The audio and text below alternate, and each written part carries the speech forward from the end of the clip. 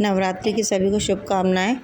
और नवरात्रि आ रही हैं तो घट स्थापना सभी के घरों में होती है और जैसे सभी को जानकारी होती है, लेकिन जिनको नहीं है वो ये जानकारी ज़रूर सुनें।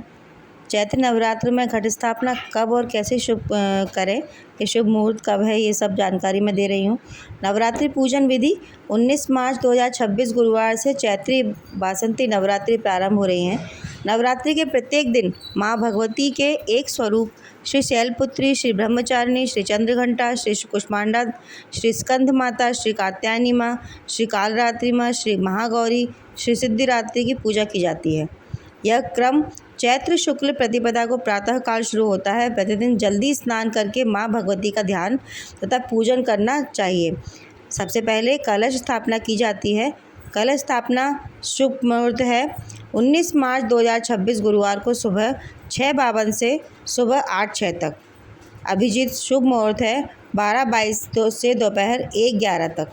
देवी पुराण के अनुसार माँ भगवती की पूजा अर्चना करते समय सबसे पहले घट की स्थापना की जाती है। घट स्थापना करना अर्थात नवरात्रि की कालावधि में ब्रह्मांड में कार्यरत शक्ति तत्व का घट में आवाहन कर उसे कार्यरत करना होता है। कार्यरत शक्ति तत्व के कारण वास्तु में विद्यमान कष्टदायक तरंगें समूल नष्ट हो जाती हैं। धर्मशास्त्रों के अनुसार कलश को सुख, समृद्धि, वैभव और मंगल कामनाओं का प्रतीक माना गया है। कलश के मुख में विष्णु जी का निवास, कंठ में रुद्र और मूल में ब्रह्मा स्थित होते हैं और कलश के मध्य में देवीय मातृशक्तियाँ निवास करती हैं। इसके लिए सामग्री लगेगी।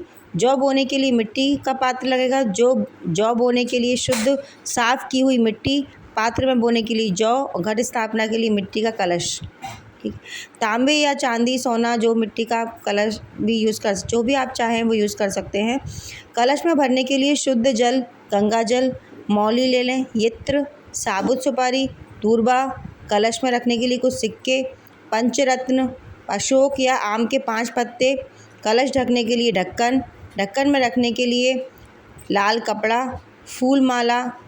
अब इसकी विधि जानी है। कलश सबसे पहले जौ बोने के लिए मिट्टी का पात्र लें, इसमें चारों तरफ एक परत ताकि जो कलश के नीचे दबे। परत जौ की बिछाएं, ऊपर इसके ऊपर फिर मिट्टी की एक परत बिछाएं। अब कलश के कंठ पर जौ की बिछाएं, जौ के बीच चारों तरफ रोली बिछाएं ताकि जो कलश लिखें। अब कलश में शुद्ध जल भरें, गंगा जल कंठ तक भर दें। कलश में साबुत सुपारी, दूर्बा, फूल डालें। कलश में थोड़ा सा इत्र डालें। कलश में पंचरत्न डालें। कलश में कुछ सिक्के रखें। कलश में अशोक या आम के 5 पत्ते रखें। अब कलश का मुख ढक्कन से बंद करें। पर लाल कपड़ा में चावल भर दें, मोहरी लपेट दें। अब नारियल को कलश पर रखें। शास्त्रों में उल्लेख मिलता है कि नारियल का मुख नीचे की तरफ रखने से शत्रु में वृद्धि होती है। नारियल का मुख ऊपर की तरफ रखने से रोग बढ़ते हैं, जबकि पूर्व की तरफ नारियल का मुख रखने से धन का विनाश होता है। इसलिए नारियल की स्थापना सदैव इस प्रकार करनी चाहिए कि उसका मुख साधक की तरफ रहे। ध्यान रहे कि नारियल का मुख उस सिरे पर होता है जिस तरफ से वह पेड़ की टहनी से जुड़ा होता है। अब कलश को उठाकर जौ के पात्र में बीचों बीच रख दें। अब कलश में सभी देवी देवताओं का आवाहन करें। हे सभी देवी देवता और माँ दुर्गा, आप सभी 9 देवी दिनों के लिए इसमें पधारें। अब दीपक जलाकर कलश का पूजन करें। धूप बत्ती कलश को दिखाएं। कलश को माला अर्पित करें। कलश को फल मिठाई अर्पित करें। कलश को इत्र अर्पित करें। कलश स्थापना के बाद माँ दुर्गा की चौकी स्थापित की जाती है। नवरात्रि के प्रथम दिन एक लकड़ी को चौकी की स्थापना करनी चाहिए। इसको गंगा जल से कलश के दाईं ओर रखना चाहिए। सुंदर लाल वस्त्र बिछाना चाहिए। भगवती की धातु की मूर्ति अथवा नवदुर्गा का फ्रेम किया हुआ फोटो स्थापित करना चाहिए।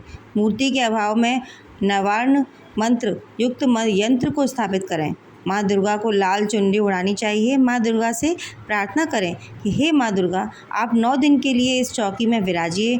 इसके बाद इससे सबसे पहले माँ को दीपक दिखाएं। इसके बाद धूप, फूल माला, इत्र समर्पित करें। फल मिठाई अर्पित करें। नवरात्रि में 9 दिन माँ भगवती का व्रत रखने का तथा प्रतिदिन दुर्गा स्थापित करने का पाठ करने का विशेष महत्व है। हर एक मनोकामना पूरी हो जाती है। सभी कष्टों से छुटकारा। नवरात्रि के प्रथम दिन ही अखंड ज्योत जलाई जाती है जो 9 दिन तक जलती रहती है। दीपक के नीचे चावल रखने से माँ लक्ष्मी की कृपा बनी रहती है।